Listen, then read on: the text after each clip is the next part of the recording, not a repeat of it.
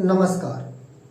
आप सभी का नरेंद्र विश्वकर्मा यूट्यूब चैनल में मैं नरेंद्र विश्वकर्मा हार्दिक स्वागत करता हूं।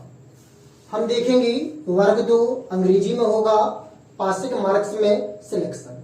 आज हम संपूर्ण एनालिसिस के बाद साथ ही यह वीडियो लेकर आए हैं, इसलिए इस वीडियो को आप अंत तक जरूर देखें।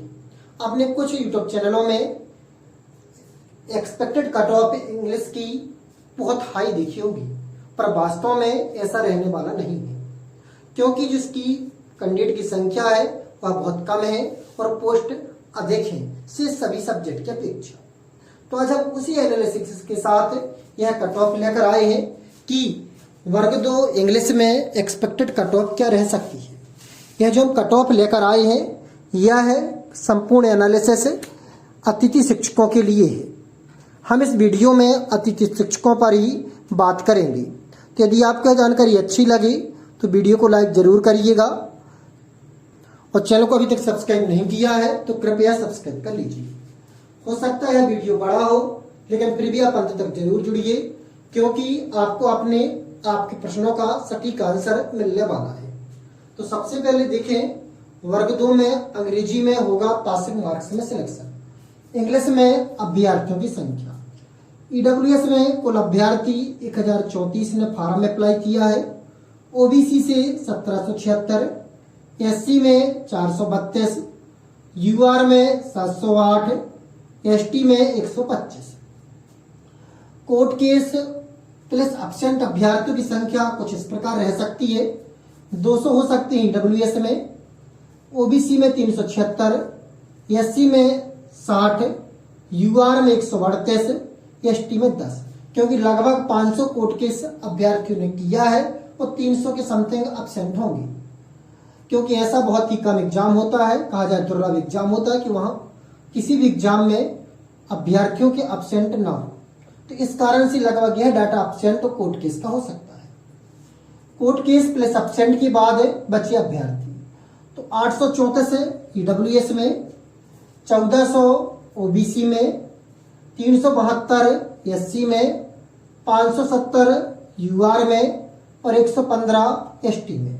हो सकता है कि 10 अभ्यर्थी एसटी में हो। टोटल पोस्ट जो है टोटल अभ्यर्थी जो आपने सूचना के अधिकार अधिनियम के तहत जानकारी देखी है उसमें 4095 इंग्लिश में है, जिसमें दिव्यांग भी ऐड है। यूआर में कुल अभ्यर्थी कितने होंगी, क्योंकि जो कोर्ट केस एब्सेंट की बाद कुल कितने अभ्यर्थी यूआर में जा सकते हैं। यूआर में जो अभी आपने संख्या देखी वह जिन अभ्यर्थियों ने यूआर सिलेक्ट किया है उनकी संख्या 708 है। अब यदि देखें तो यूआर में कितने अभ्यर्थी हो सकते हैं। संभवतः 1034 में से 180 ईडब्ल्यूएस के अभ्यर्थी यूआर क्वालिफाई हो सकती है। वहीं बात करें एससी के 50, एसटी के 10 और ओबीसी के 400 अभ्यर्थी क्वालिफाई हो सकते हैं। वैसे यदि हम ओबीसी की बात करें तो कुल टोटल पदों का यदि आप कहीं भी किसी भी कैलकुलेशन को देखें तो 40 से 50% अभ्यर्थी ओबीसी के ही होते हैं। तो वैसे इसकी जो ओबीसी की संख्या होगी यूआर क्वालिफाई वह इससे अधिक ही होगी, इससे कम नहीं होगी, क्योंकि यदि यूआर की 708 है तो ओबीसी यूआर के दुगने से भी अधिक प्रतिशत में है। तो यूआर अभ्यर्थी के समकक्ष ओबीसी अभ्यर्थी होंगे। हम ये नहीं कह रहे कि इसके कम होंगे, इसके समकक्ष होंगे। ज्यादा थोड़ा बहुत अंतर होगा, क्योंकि यदि आप यूआर का प्रतिशत देखें तो ना के बराबर ओबीसी मध्य प्रदेश में लगभग 49% है। जब यूआर के अभ्यर्थी 708 क्वालिफाई हुए हैं तो इसमें से 49% अभ्यर्थी ना होंगे तो 30 से 40% यूआर क्वालिफाई होंगे। लेकिन फिर भी हम जो अभ्यर्थी की संख्या देख रहे हैं मात्र 400 अभ्यर्थी जो यूआर क्वालिफाई हुई होंगी। तो इस आधार पर 1210 अभ्यर्थी यूआर में फंसते हैं। कुल अभ्यर्थी की बात करें तो 1,65,847 अभ्यर्थियों ने फॉर्म डाली है। यह जो हम जानकारी दे रहे हैं अतिथि शिक्षकों के लिए दे रहे हैं, अर्थात गेस्ट टीचर के लिए, जिसमें से 46,646 अतिथि शिक्षक हैं लगभग 28.12% कुल अभ्यर्थी अतिथि शिक्षक हैं। तो इसी आधार पर देखते हैं आगे की गणना किस प्रकार शेष अभ्यर्थी अतिथि शिक्षक में पहुंचते हैं। तो देखते हैं यूआर में जाने के बाद अभ्यर्थी संख्या क्या रहती है। तो यूआर में जाने के बाद ईडब्ल्यूएस अभ्यर्थियों की संख्या 654 शेष बचेगी, ओबीसी की लगभग 1000, एससी के 322, यूआर के 1210, एसटी के 100।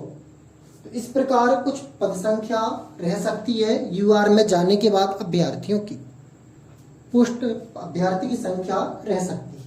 वहीं गेस्ट में बात करें तो हमने आपको बताया 29% के समथिंग गेस्ट अभ्यर्थी हैं। तो 654 में लगभग 190 गेस्ट होंगे ईडब्ल्यूएस में, ओबीसी में 1000 में 290, एससी में 322 में 100, 1210 में 350 और एसटी में 30। पोस्टों की बात करें तो कुल पोस्ट है मेल प्लस फीमेल मिलाकर 312 यूआर में, ओबीसी में 240, ईडब्ल्यूएस में 102, एससी में 432, एसटी में 720। यदि आप रूल बुक देखेंगे तो उसमें स्पष्टता मेंशन है, चाहे तो आप अपनी स्क्रीन पर भी देख सकते हैं कि यदि महिला अभ्यर्थियों की पद बचते हैं तो वह ओपन से भरे जाएंगे, ओपन अतिथि शिक्षक से। और यदि ओपन अतिथि शिक्षक में भी पदों की पूर्ति नहीं होती है तो उस स्थिति में वो गैर अतिथि शिक्षक से भरे जाएंगे। तो कहने का तात्पर्य है 350 अभ्यर्थी हैं और 312 पोस्ट हैं। लगभग आपको यहाँ पर यूआर में 38 अभ्यर्थी शेष बचेंगे जिनका सिलेक्शन नहीं होगा और लगभग सभी का सिलेक्शन हो जाएगा लगभग में। तो इस आधार पर हम यूआर की बात करें तो 58 के something expected cut off UR की रह सकती है, 58 से 63 के बीच। आपने अदर यूट्यूब चैनल में हो सकता है 70-75 तक देखी हो, लेकिन आपको कुछ डाटा इसी प्रकार रहने वाला है।